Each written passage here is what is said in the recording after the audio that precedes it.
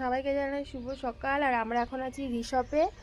রিসপের একদম চূড়ায় অফবিটে রয়েছে, আর আমরা যে অফবিটে রয়েছে এটা একদম নতুন অফবিট হয়েছে, যদিও আশেপাশে আরও অফবিট রয়েছে। হুম, যদিও আশেপাশে রয়েছে অনেক অফবিট হোমস্টে যারা করেছে এখানে। তো সেখানে অনেকে কলকাতা থেকে এখানে এসেছে, তো শুধু আমরা একাই নই এখানে।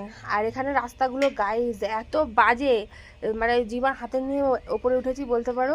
মানে ইচ্ছে কারো থেকে ওটা আরও বাজে রাস্তা, আর একদম সরু রাস্তা। বলো অফবিটের রাস্তাগুলো এরকমই হয়। আর কালকে এসে আমরা এখানে বৃষ্টি পেয়েছি, আর এখানে প্রচণ্ড ঠান্ডা।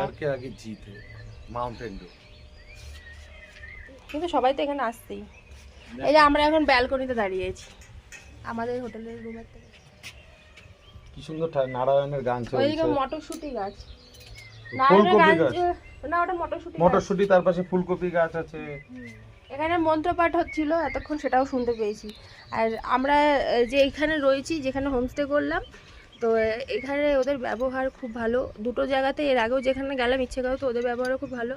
এখানে এদের ব্যবহারও ভালো, পরিবেশনও খুব ভালো। আর পাহাড়িদের দেখলাম মানে জীবনও খুবই কষ্টকর শুনেছি, কিন্তু নিজের চোখেও দেখলাম। মানে ওরা অনেক কষ্ট করে সব কিছু জোগাড় করে। এই যে আমরা এত উঁচুতে আছি, কিন্তু আশেপাশের ওয়েদার খুব ভালো। আমাদের এখানে কলকাতার মতো একদমই কোনো পলিউশন নেই, আর এখানে অনেক জলের একটু সমস্যা হয়, যদিও আমাদের কোনো সমস্যা হয়নি। হ্যাঁ হ্যাঁ, চা। তুমি খাবে? ওদের লিকার তো ভালো করছে না। এক কাপ দুধ চা দিই। তুমি খাও।